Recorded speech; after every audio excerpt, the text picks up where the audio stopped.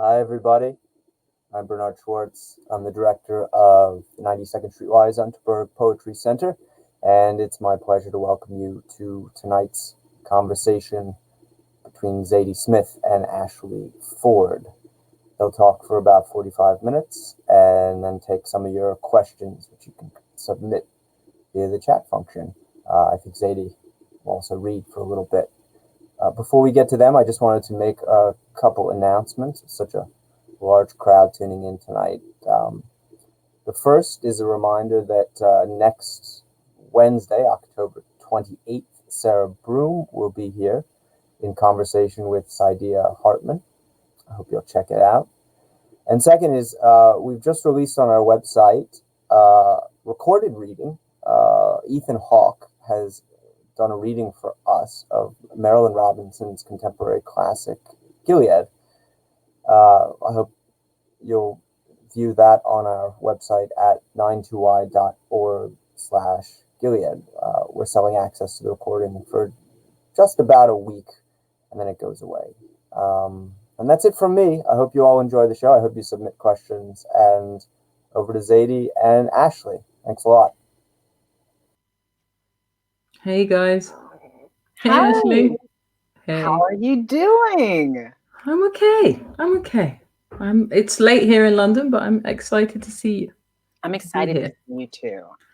Can I just tell you really quickly, I was very upset when I saw that you had written an entire essay collection during the pandemic. I know, but then you saw it was like 85 words long. That improved everything.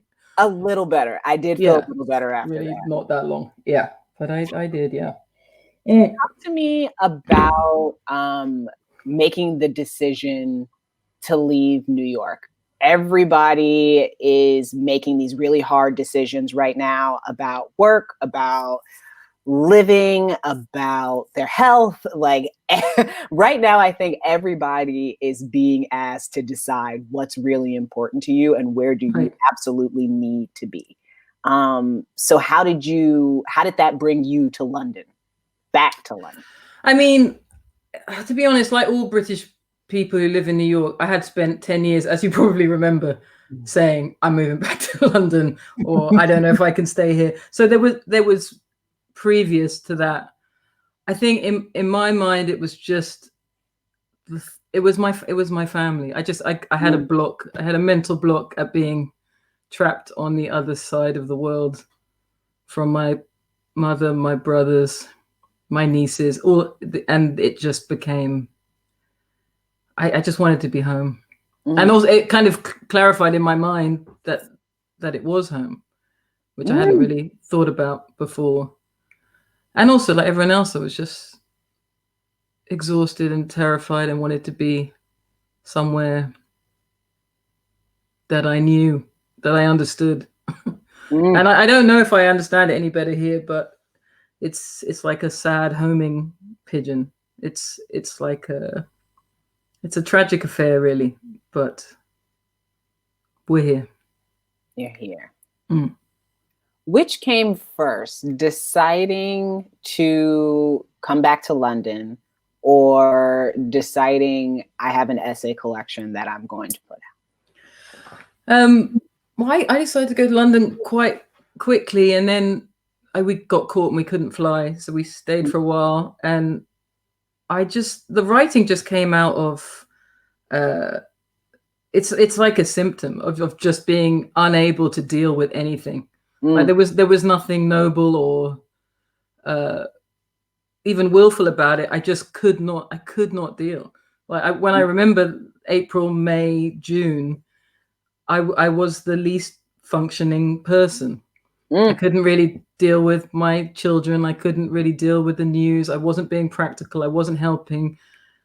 All I was doing was, begging my other half for a few hours and then working on these things. And looking back on it, I see it completely as a writerly symptom of, trying to control things when you feel out of control. And then, I don't know, I had so much, I always have a lot of nausea when I'm writing anyway, a lot of wishing I wasn't a writer or wasn't this kind of person. But once I was doing it, I thought, the thing I hate about writing, I suppose, in my mind, is that it doesn't do anything. That's how I always feel, that it's impractical. And then once I realized maybe I could make it a practical thing, maybe I could publish it as a book and divert the funds.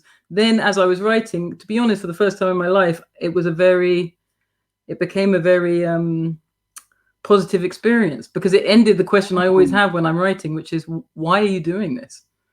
And for the first time in my life, I knew exactly why I was doing it. Yeah, it was an obvious and simple answer. Is that going to change the way you approach your work in the future, do you think? Sorry about Brooklyn. No, I'm sure London will start up in a minute. I don't think anything could be that direct. Fiction is not like that, you know. It doesn't work that way. I can't imagine ever having so strong a external motivation. The normal motivations for writing are kind of pitiful psychological childhood miseries, or, you know, they're not very interesting. But this one, I really wanted to have the sense of being a practical person, and this was the only way I could think to do it.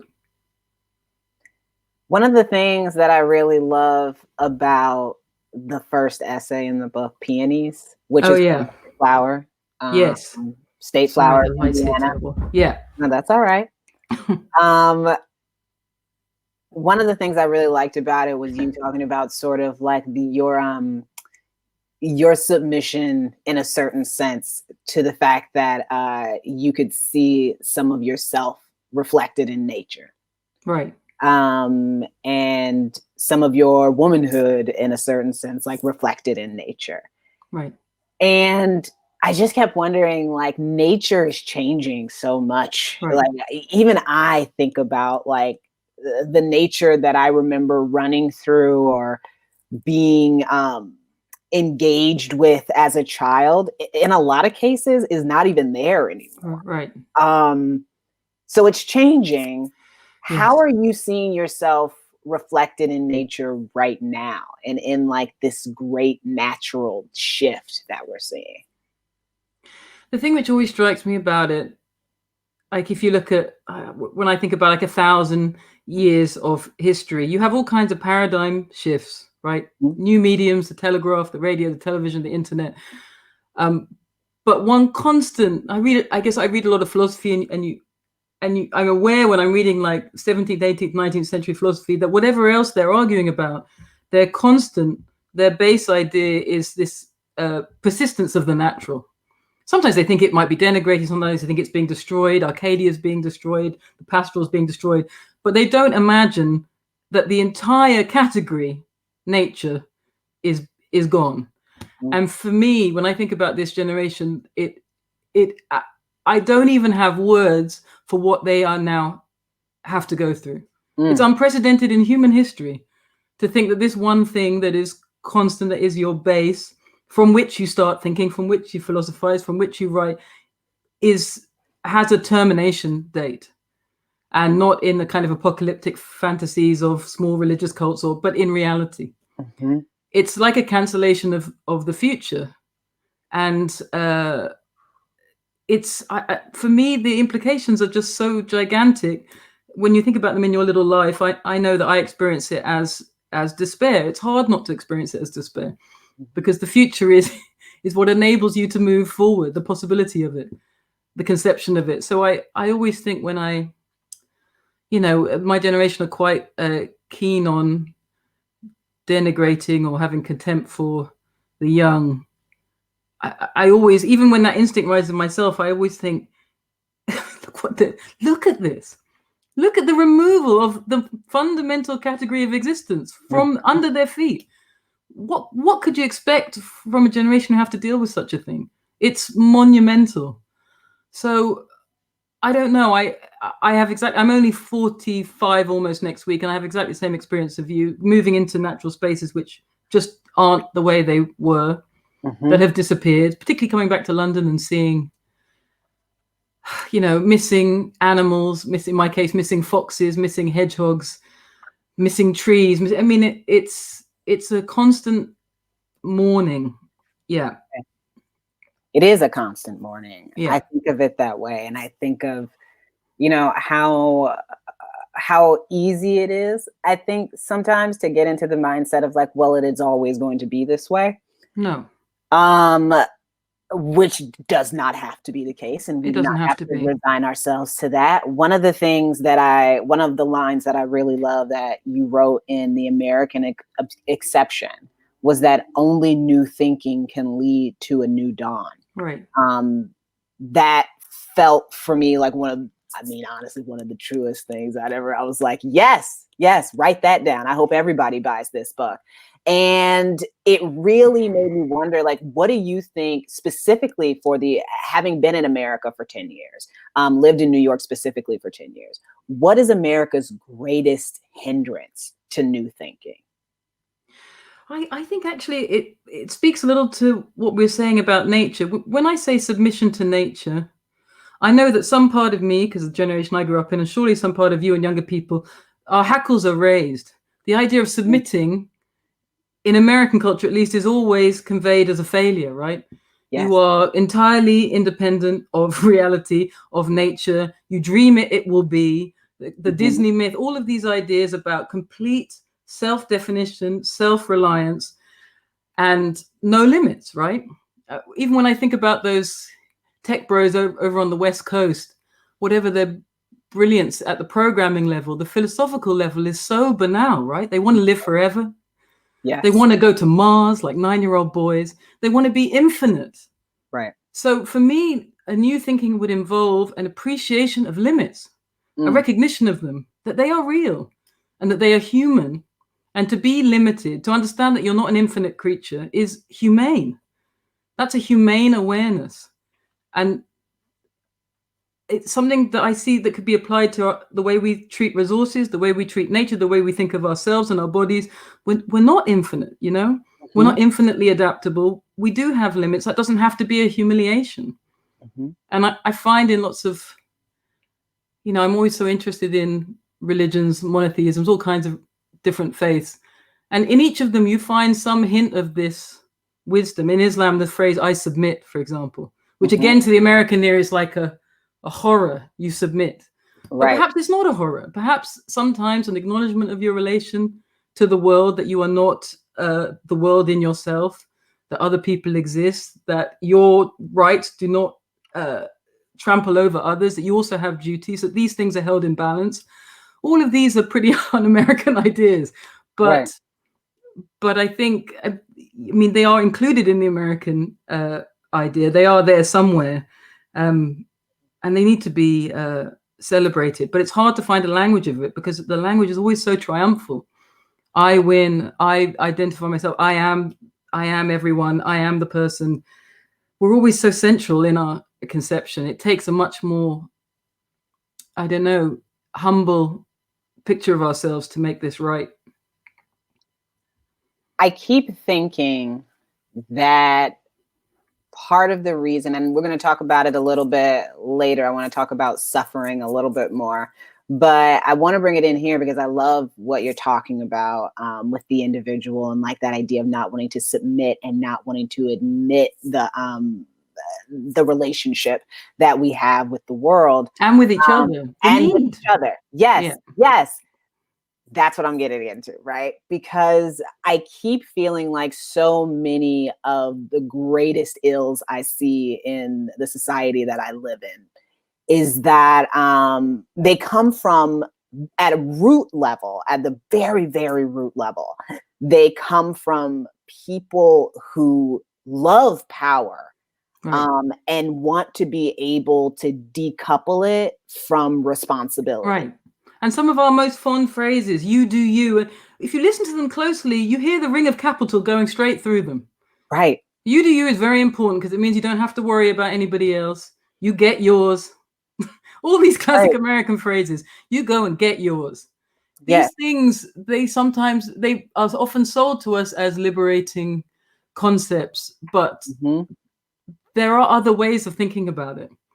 There are other ways in other countries, in other parts of the world in which people have a more collective sense of their personhood, of how much they rely on each other. And I felt it always in America, particularly when I was young. If I went to a book event, I was always being spoken of as if, or spoken to as if I had a remarkable brain in which all these amazing stories, and I'd written these books, and wasn't that amazing? Whereas my experience of writing, and I think a lot of writers' experience, if they're honest, is that you don't write books by yourself. That's not how books are made. My books, particularly a book like White Teeth, is clearly the product of 1,000 books. Very evidently in that case, right? Of reading, of letting other books pass through me, other voices. It is a collective expression. It goes through a person. You are the conduit for it. But I was always struck when I first came to America that I was being spoken of as if I had invented something. Like there's a very, as if there's a brand that I've identified or a thing that I've made all by myself. All images of creation are like that often in America, that you yourself have made this extraordinary thing, and then you branded it, and then you've sold it here and there. Whereas my model of storytelling, like if you ever go to West Africa and meet a griot tells stories. It doesn't identify themselves as the storyteller. The stories pass through the griot, but they come from everybody. They come from everywhere, and they're pieced together in phrases and catchphrases and lines of other people's. But that obsession with, the owner of the product. Yes. To me, that has no place in writing. I agree with you. I end up having a lot of really hard conversations, even online sometimes, when being on social media and being really active on social media, when someone will want to be like, hey, somebody's saying something that you said first, Right. and they're not crediting you. And I just want to be like, in a lot of those cases, like I was repeating something I'd heard. Like, I may have been the first person to tweet about it, which, let's be honest, I probably wasn't. I'm just the first one you saw. But that does not give me ownership over this concept or of this idea. And I don't feel an ownership of it in that way. I feel like when I put an idea or a story out in the world, I'm hoping it grows. Right. I'm hoping somebody gives it legs. Yes. Absolutely. I mean, it's always complex. Books are obviously products. They are sold in the world. They make money. But what happens between a writer and what's on the page, to me, does not have that same relation of owner and product. And I'm always, I don't know, when I see my writing taken apart and spread here and there, and that for me is the purpose. It's kind of exciting to see that. Yeah. And what was original in it is not original anyway. So you can take, and it will flow where it goes. Yeah. Absolutely. I agree. When you talk about the collective and you talk about the ways we work together, that brings me back to something that you brought up in the essay collection when you talk about essential workers and how we have been using that term. These are essential workers and these are our heroes or whatever. And it's essentially very fluid language for we have sent these people out. These are our sacrificial lambs. That's what it really means. Yes. And the greatest difference right now is a class difference between those who are able to work as we are right now, right, and those who must be outside. Yes. The death maps follow exactly that difference of two completely different kinds of labor, which are valued completely differently. The ones that people are agonized about, though they're never agonized in normal times, are the borderline, right? People like teachers, nurses, who we also send out to do what is, vital and complex work, but they too are included in this front line. And when they're all put there and under this language, essential workers, what I wonder about is if this ever ends, will we be able to understand the sacrifice that was made? Can we understand the way our money is separated in this society, where it's put, why it's put there? It's all, essential workers removes the class issue entirely, right? It disguises it. And that part, it's not surprising, I suppose. But I guess I really hope, my kind of little fantasy for this post situation is that the class element of that difference is clear to people.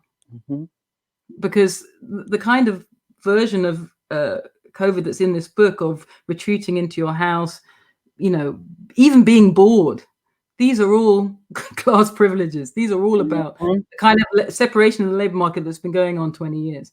And of course, people have always done different types of work, but the separation in terms of economic and lifestyle of these two groups has become so extreme and so obscene. And to me, this is what is revealed. I don't know if it's a site we want to retain, knowledge we want to retain in 2021, 2022, but I hope so.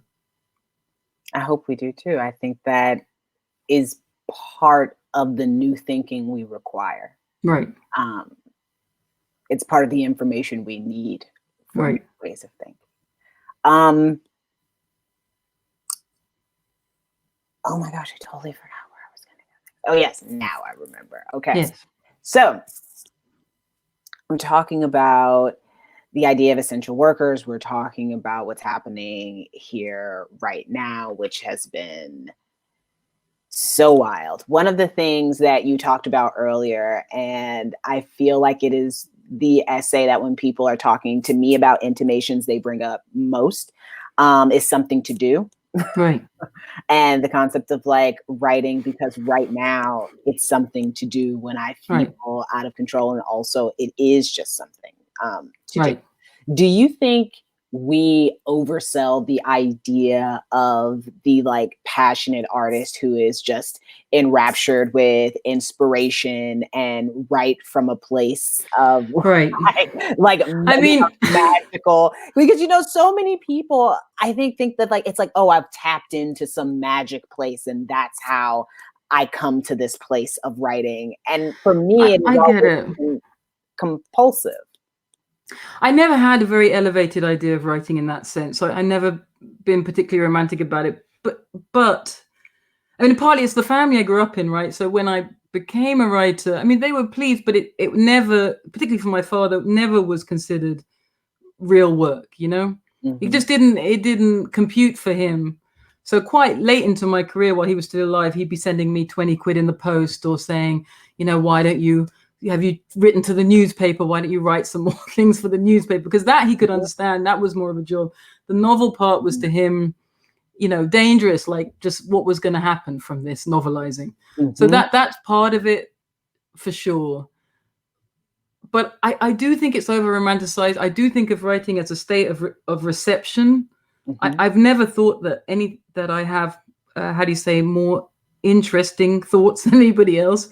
Only that I am sometimes more receiving, like I because of a lack of personality in myself, perhaps I'm just a little more open to receiving the personalities of others. Mm-hmm. And that's where my writing comes from. But at the same time, when I finished this, it became clear to me that something I never would have said when I was young, that I need writing, I do need it. I'm not particularly proud of the ways I need it, but I need to organize my ideas. I need to set things down. I need to feel like life has meaning. And so that's why I do it. I do need those things. Well, thank God you need it, because we all benefit when you do it. Can you read a little bit? Yes. All this heavy talk. This is called A Woman with a Little Dog. The funny thing about Barbara is she has a little dog who she insists is a well-behaved dog, but who in reality either barks or tries to bite pretty much everyone who comes near, except Barbara. New residents, grad students, adjuncts sometimes believe Barbara and bend down to pet him, but we got with the program long ago and speak to Barbara only, giving Beck a wide berth. Barbara lives alone. She's coming up on 70, surely, and she smokes the way I used to, with great relish and evident satisfaction. Perhaps because of all the cigarettes, she is slender and often seems somewhat frail. In the past 10 years, her tall, elegant body has become a little more hunched over, and sometimes she uses a walker, but not always. She has a tendency to list rightwards these days like a willow, and her bone-straight hair that swishes like a young woman's, and somehow always makes me think of Barbara as an ex-dancer, likewise now lists and seems permanently swept over one shoulder. Like so many downtown women, she hasn't got older in the traditional feminine way, that is, by becoming in some manner less visible or quieter, less apparently confident, less abreast of what just opened at BAM or the Joyce or what overhyped musical just shit the bed on Broadway. And if you ask her in a concerned tone what she's doing for the holidays, because you want to consider yourself a great neighbor and maybe deliver her a pie, or more realistically, because you plan to sigh sympathetically when she says nothing, you'll find she's just booked a solo walking tour up in the Catskills, or she's meeting with her radical women's group to discuss the writings of Anais Nin. She has a broad New York accent, the precise borough and decade of which I can't identify, except to tell you few people in Manhattan seem to have this accent anymore. I used to think her little dog, like our little dog, was immortal, that it would be the last designated New Yorker. But then it did die and was seamlessly replaced by an identical dog with an equally bad attitude, and Barbara continued on her slow, smoking walks around the block, and we continued to bump into her. Sometimes if I'd published a piece in a magazine that day or a book of mine had just come out, she'd start shouting at me from 6 feet away, repeating some small, unlikely detail of whatever it was that had struck her, but without any further commentary, complimentary or otherwise. So I'd be dragging shopping bags from Morton Williams and suddenly hear, Myron likes his disco. Yeah, I saw that one. Me and my girlfriends, we read that one. You having a good day? You say it's going to rain later. There is an ideal rent-controlled city dweller who appears to experience no self-pity, who knows exactly how long to talk to someone in the street, who creates community without overly sentimentalizing the concept or ever saying aloud the word community, and who always picks up after their dog, even if it's physically painful to do so, whose daily breakfast is a cigarette and a croissant from the French place on the corner, although to accommodate her new walker, Barbara now eats and smokes on the bench outside the hairdresser, properly intended for clients of the salon. But no one minds, because this is Barbara and Beck we're talking about, regular in their habits and known to all. There she sat on that last day.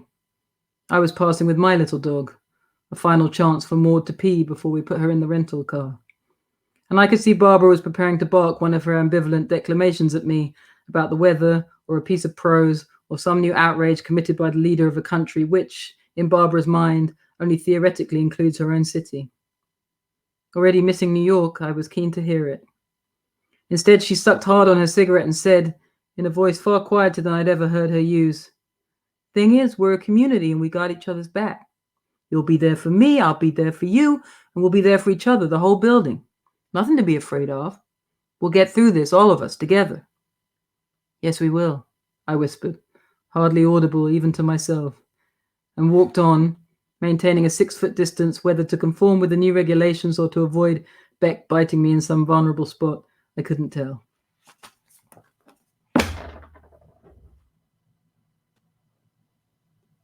I love that one. That's it. Sorry for the accent. It's late and I can't. No, you did a great job. Even the people in the comments are saying you did a great job with the New York accent. I know. You absolutely did. I love that one. I love it because it has, I think, a sense of foreboding. Right. That is just so, oh my God, like I feel it all over. Even when you read it, like when I read it, I felt it, and it feels different when you read it. It's a whole other kind of foreboding. And I think we all have that now because there's before the pandemic and there's now, and so many moments that we thought would be pretty meaningless are now pretty meaningful. Right.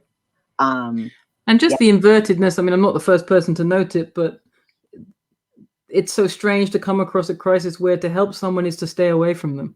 Yes. This is a mind-boggling arrangement. And I don't think I will ever get used to it, but I remember being so struck in those days, particularly if you were with small children, you know, anyone older would leap to get away from you, to cross the street. It was like an inversion of what you think care looks like, but I knew it was care on both sides. You know, right. we have to be at a distance from each other. Yeah. We are going to take questions in just a bit. I have one more question for Zadie, and then we're going to start taking you guys' questions. So make sure to put them in the comments so that I see them and we can go from there. Zadie, my last question, one of the things that a word that kept coming up in the essay that I kept ruminating on was suffering. Yeah. A lot.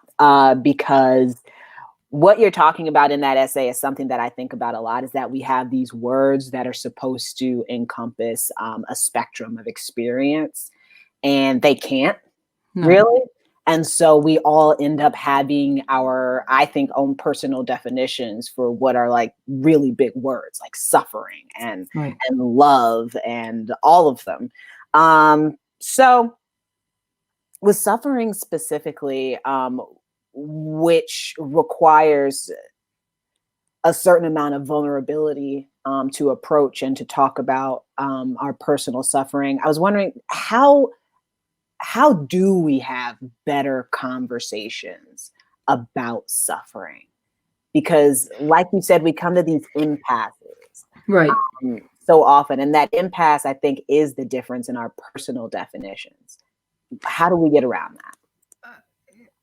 It's the argument isn't entirely wrong. No, it is clearly, politics is based on the idea that you can in some way quantify suffering. The idea that a certain group of people or a certain condition of people are more likely to suffer.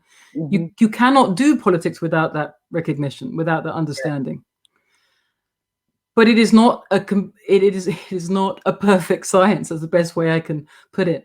And once you allow that comprehension, which should always be flexible and moving, and understand also that circumstances can change, you have to be flexible in that ranking, whatever it is. If it becomes an essentialist discourse, which is permanent, which sees suffering in a permanent state for certain citizens in certain forms, then you have a problem. And then strange inversions happen, like I had a situation in the middle of the year where a lovely arts organizer, I'm sure he was a charming young man, wrote to me and asked and said, it was an interesting email. Probably was an email he sent to a lot of people saying, we want to do something for this racial justice movement. We would love to give you a platform. You can have 2,000 words. And so I was very interested in this email because this is an example of non-flexibility in the argument, right? I don't need that platform. Do I? And knowing that I don't need it, but a young Black writer in Harlesden in my neighborhood does need it, understanding that difference is important. If you create an essentialist category in which I am, by definition, suffering, as far as this art administrator was concerned, then you make class completely oblique. You misunderstand the difference between me and an unknown Black writer in Harlesden, and you create a category which is permanent. So to me, when we're discussing suffering, we're discussing privilege, that is the issue.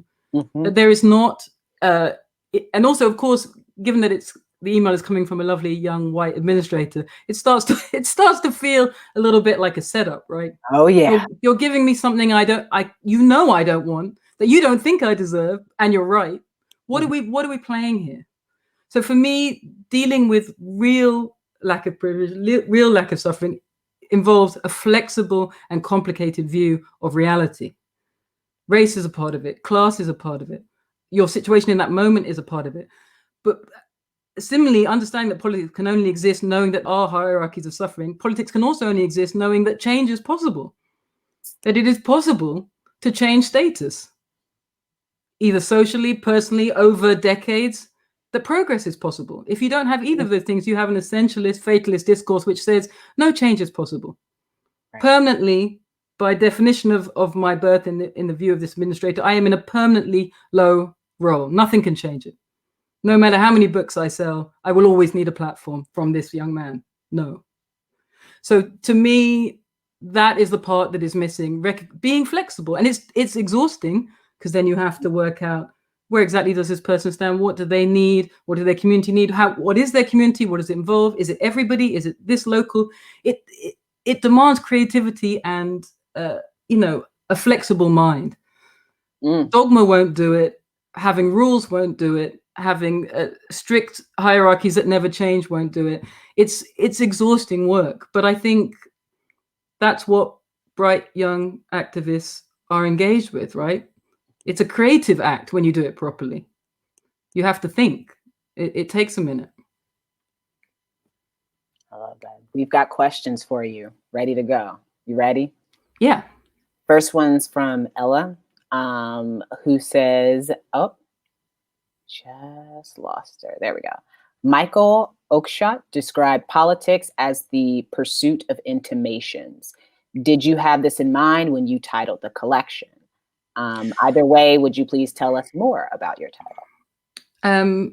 The title came from Marcus Aurelius' Meditations, which I was reading at the time. And Intimations suits me. Meditations is a very bold thing to say. This is a meditation upon. I didn't feel so bold as to meditate on something, but I felt an inkling. An intimation is a good word for an inkling, a suggestion, and also because the way I write essays, which I know is not particularly fashionable right now, is that I am not trying to convince you of an argument. Mm-hmm. I'm really not engaged with that. I'm trying to demonstrate other ways of thinking. That's it. Not the journalistic way, not the way they think on Twitter, not the way they think even in, angry blog.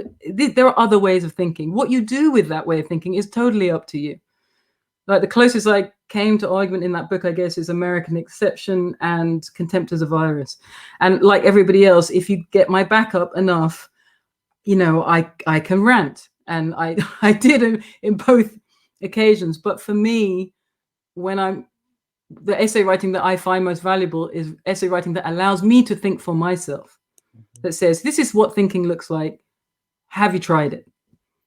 And then any amount of, debate or discussion is fine. I'm not trying to, you don't have to think my way. It's just a demonstration of a different kind of thought. Yeah, I don't have to win. I don't have to win.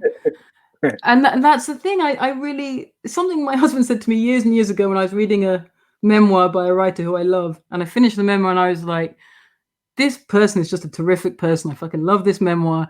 And Nick said, if you read a memoir and your final thought is this person is a terrific person, that memoir is not accurate. Because that's not what a person is. Mm-hmm. You don't read a person's life and think, well, she's just 100% terrific. Mm-hmm. That's not writing. It's not anything. And I always try and remember that when I'm writing, like, the challenge is to tell the truth. I could have written that Barbara thing and I was like, oh, Barbara, let me bring you some food. But I didn't do that. I left. I took my children. I went back to England. Mm-hmm. I was scared. So sometimes the truth, it frees you. It frees other people as well to tell the truth. Absolutely. Oh, okay. I love that because I love the idea that like telling the truth changes the space around you. Like it invites other people around you to tell the truth. That's my experience as a reader. Whenever I read a writer who I know is telling me the truth, I feel freed by it, even if the truth is dark. Especially when the truth is dark, in my case. Right. But let's see who we got next. Grady, who says, to borrow a line from Northwest, nothing survives its telling. How do you feel that sentiment will or will not apply to COVID and or the protests for racial equality? The writing of anything is always a disappointment. It's never quite what the experience was. And part of the reason for that is experience is completely chaotic. It just doesn't come nicely packaged like the little book here. It's a mess of mostly non-verbal crazed sensations day and night. What I thought about this a lot recently, like, in a book like White Teeth, when I first published it, I was very young and people would often come to me and say things like, how did you know? That's so like my family or like my Bengali family or like my, and I didn't know, obviously I can't possibly know what all these families were like. And I used to think, what do they mean when they say that? And I realized it's not that I got their family's right or anything like that. It's that all of experience is so inchoate and so strange that when a viable version is placed to you, given to you of your own experience, you say, okay, that one. That's really what writing is. It's people giving you some kind of structure in which you can experience your own life.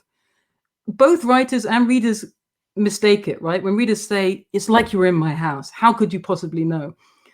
Certain writers will flatter themselves, oh, I'm a seer. I know what goes on in this strange Bengali house I've never been in. It's all that, none of that's true. It's a series of intimations, of guesses based on your own experience, extrapolated. And on a good day, what you are creating and what is offered back to you is a workable linguistic model for your experience. It's not true, it works. You can feel through it, you can sense something from it, you can communicate through it, it will do. And that's all we're ever doing with language, finding something that we can live through. Are there any ideas, this is from Keith, are there any ideas from your latest collection, Intimations, about which you've changed your mind either partially or entirely? Thinking of your collection changing my mind. Well, there's not really many arguments in the book in that sense. So the things I change my mind about is a mood and a tone. I am always aware of, I don't know how to put it, but there's a kind of maybe a chilliness to my writing that is strange to people, but I am just always aiming at clarity, right? And I kind of don't assume that emotion is demonstrated by just shouting loudly or putting it in all caps or using a lot of wild adjectives. I'm trying to be precise. And sometimes when I'm writing, I think, but that's not what imaginary reader wants. They want to see that you're feeling, they want it on. And so sometimes I think, oh, maybe I should be more like that. But for me, it doesn't work that way. I can't perform emotion. I can't really do that. And I don't enjoy having emotion performed to me. What I enjoy is the correct expression of a sensation, as correct as it can be. How does it feel when that changes? Like when you have something that feels very clear. Oh, I hate on all the books, but sometimes, like, there's recently my agent sent me a book that I wrote that I don't have in my house called The Embassy of Cambodia, which I just don't have a copy. And I feel fondly about that book. It's very small. And I read it a few days ago, something I never do. And I thought, that's a good example of where my mind is not changed. Like that book for me it does exactly what I wanted it to do, which is it's very short, but it's a nice feeling. That's not a very common feeling, but I read it with some pleasure, and then I got on with my day. But it was a nice 20 minutes. Yeah. Are there certain books or writers that you've been turning to right now for comfort? I don't need as much comfort as I did because my kids are back in school. But in the beginning, I'm looking around because a lot of them are piled here. I read this Lorraine Hansberry book, which is a weird. Oh, here it is. In fact, I don't even know if this is still in print. Can you see that? I mean, everyone knows that title. Yes, but it's like a collection made after she died with this very passive-aggressive introduction by James Baldwin, which made me laugh so much. You forget Greenwich Village writers are such twats to each other all the time. Never changes. But I found that book really comforting. It was in the middle of this kind of racial agonistes, and Lorraine Hansberry is often brought up in these contexts, just like Baldwin, and they're often brought up in ways that don't in any way reflect what they actually wrote and what they actually thought. So reading Lorraine and seeing all her doubt, ambivalence, strangeness, she's a really curious person. Same with Baldwin. I felt very comforted because I remembered that I had not misremembered these writers. They were still my friends. They still said all the complicated things I thought they said. And even if they're being taken out for random aphorisms and put on Instagram, that is not them. I know them. I've read them, and they're so large. They're just so broad. And I was so, that was comforting to me, because when the discourse becomes so journalistic, you can forget that such people existed, but they did, and they will again. Absolutely. I'm a big Lorraine Hansberry fan. I love her so much. Imani Perry, did you read her? No, I haven't read it yet. I've seen it though. Yeah, the life is so heartbreaking. So I don't know if I could manage the, yeah. But the writing is so full of joy. Yes, I think it's unbelievable. It's worth it. Amy has a question. She wants to know, how is isolation affecting the creative process for you? I mean, this question always makes me laugh a little bit, because the question is not whether you're isolating or not, it's whether you have children or not. If you have children and you're isolating, the way it affects the creative process is that you don't write ever. Nothing happens. Yep. But now they're back in school. I work in those hours. I wrote this book by Nick taking the kids for like 4 hours a day for a few weeks. And then we swapped, and then he wrote, but now we can both write, which is good. But I just don't recognize creative process as something that has anything to do with my life. I recognize time. How many hours do I have? When do I have to do other things? How much can I get? What's the ratio of reading to writing? Because I've got to read a lot. These are the things that bother me. Creative process is maybe something. I don't remember ever relating to that phrase or ever really hearing it until I got to America, where I hear it a lot. It's big in America. Yeah, it's very big here. Yeah, it's big in America. Right. Yes. Okay. So from Peonies, experience has no chapter headings or paragraph breaks or ellipses in which to catch your breath. It just keeps coming at you. How do we write from outside of or reflect on life? I think that the most important thing, just thinking about my students, is to understand that you don't have to be all the writers. You don't have to write about everybody. You don't have, it's so fascinating at the moment. I understand it's a political moment, but there's become a kind of standard apologia that as they're writing, as if to say, I understand that I don't know everything about everybody's life. This is coming from this position. I'm sorry, blah, blah, blah. By definition, you are writing your subjectivity by definition. You don't have to tell me that you don't understand the whole world, or you don't have to apologize at every moment. You have to have some confidence that this small thing that you're doing will communicate with others. It doesn't have to be a point for point relation. They don't have to understand you entirely. You don't have to understand them entirely. Language does that job. Language is this machine that takes your ideas to this other person. And within language, all the battles will happen. You can't pre-game it. You can't create certain sentences which say, please read this way. Please understand that this was what it means. None of that will work. Language is, you don't own language. It does its own thing. So that's how I feel. Like you're in this stream of experience. Of course, you can't capture all of it. Of course, you'll miss so much. Of course, some other experiences you will be blind to. Yes, that's called being a human. And you just have to keep writing with all those caveats. And there are a million of them. Can Zadie talk about this from Austin? Can Zadie talk about whether her understanding of joy has been challenged or affirmed during this time of COVID-19?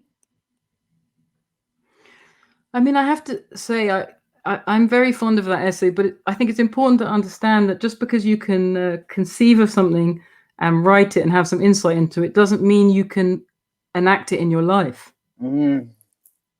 I can see very clearly that joy is painful, that it's better to experience joy than just to have cheap pleasures. But that doesn't mean that I don't continually make the opposite choice. It's obviously the case. If I go down and deal with my children face to face, despite all the irritations, that joy will be there. But I could also just sit on the internet and watch a video. And I probably will do that. So even when you supposedly have these insights, life is not like that. I wrote that essay, and I'm glad I wrote it, and I believe it. But learning to live that way is really hard. And of course, with COVID, the other option, the escapist option, disappeared. So suddenly all you had in front of you was the real, with all its pain and all its potential for joy. But it was amazing how much even then I tried to avoid it. And I don't think I'm the only one. Yeah, I'm going to go ahead and confirm that. I'm going to go ahead and let you know that you wasn't the only one. Right. Yeah, it wasn't just you. Yeah.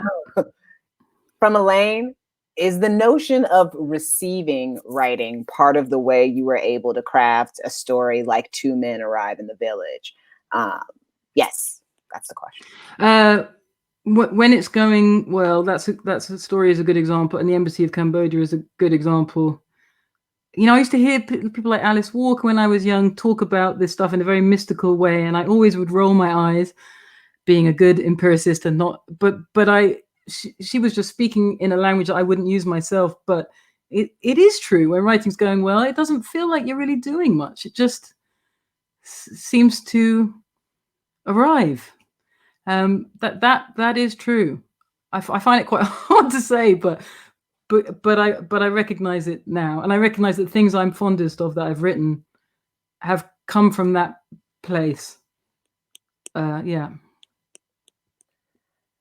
From Thomas, how do we as young people open ourselves to these intimations of creativity and affecting change when the world seems like it has stopped moving?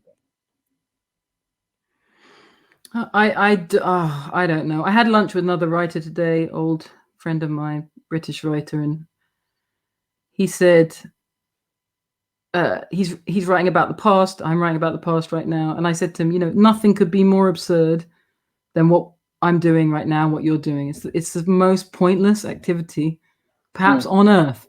Not just to write a novel, but to write a novel about something 150 years ago that has nothing to do with anything that's going on. Literally pointless.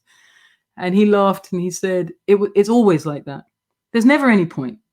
We're always absurd. Writers are always absurd. This has intensified the absurdification, but that's always true. We are not essential in any form. We are not essential workers.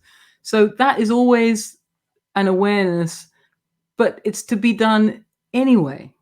The absurdity, like I have my little existentialist passions, and absurdity and existentialism is a really important thing.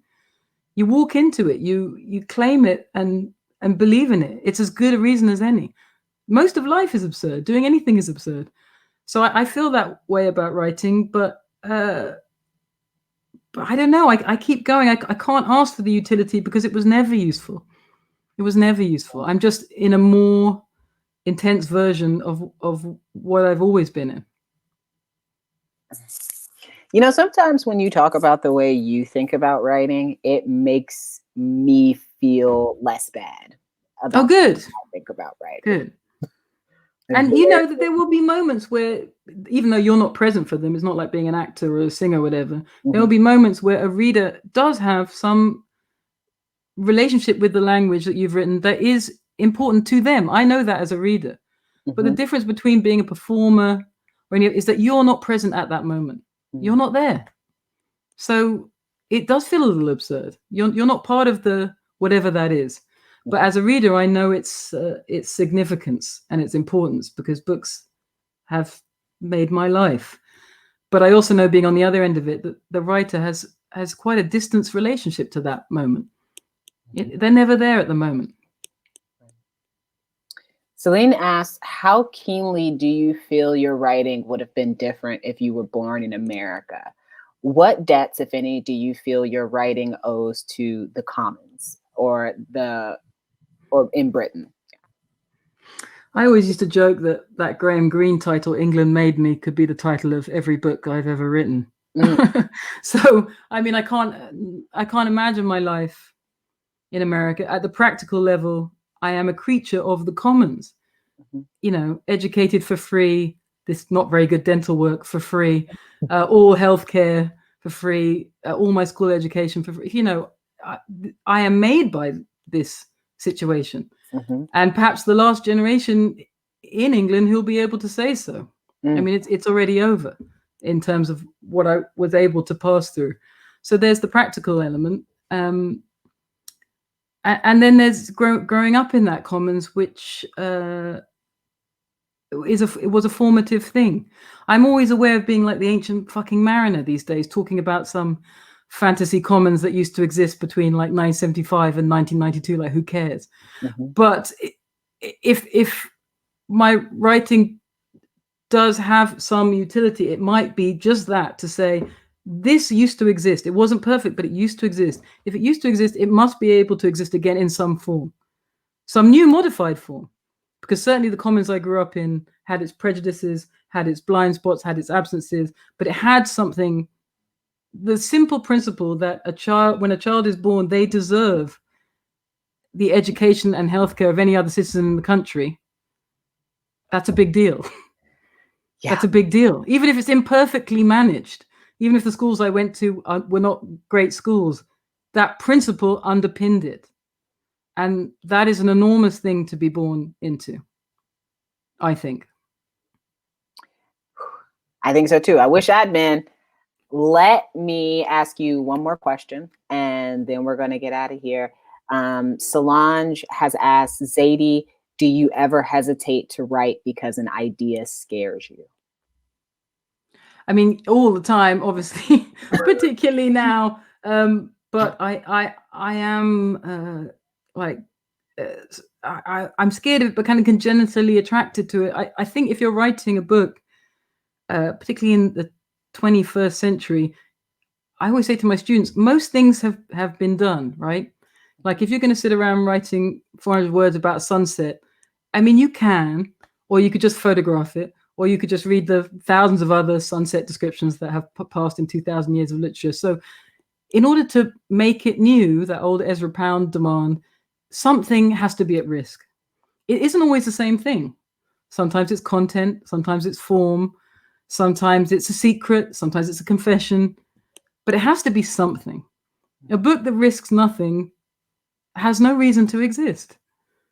So the risk for me is often saying the thing or feeling the thing that I know is not correct in some way, or is not approved of, or sometimes it's just painful, the painful thing. But yes, it scares me all the time, and I'm sure there's lots of things I don't write. I'm not so bold a writer as some, but I do believe that fear is a motivating force. Zadie, thank you so much for your time in this conversation today. Thank you so much to the audience, your comments and your questions. I wish I would have had time to get to every single one of them, because there are some really excellent questions in here, but I really thank you. Thank you for asking them, and thank you for showing up here today. I was just saying to Ashley, it's so annoying that you don't get to go or whatever you want to do and have me see your annoyance. That's a freedom that all people at readings deserve. But I can imagine it. I can imagine it. Thank you for being here. Thank you, Ashley, doing such a great job. Thank you, and thank you to the 92nd Street Y for hosting us. Bye-bye. Bye.